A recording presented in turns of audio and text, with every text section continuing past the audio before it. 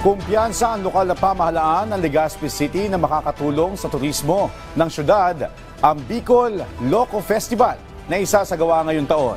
Ang detalye sa Balitang Pambansa ni Paul Hapin ng Radyo Pilipinas, Albay.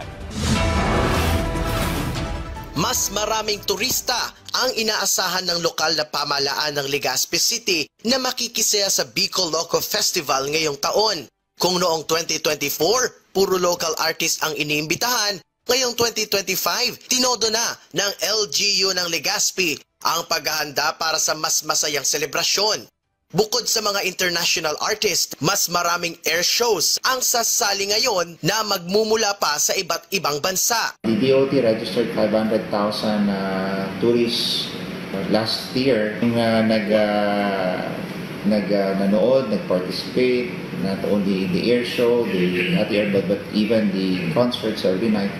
I think we will surpass the said arrivals or yung mga nanood nung nakaraang taon.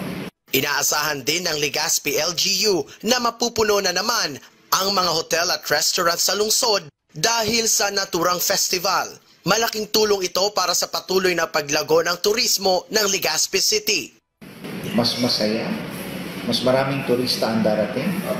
At syempre, masaya yung ating hospitality sector because yung ating mga hotels mapupuno na naman, yung mga restaurants and the negosyo will be so we'll be expecting not just local but as well as international tourists to come because of the attraction.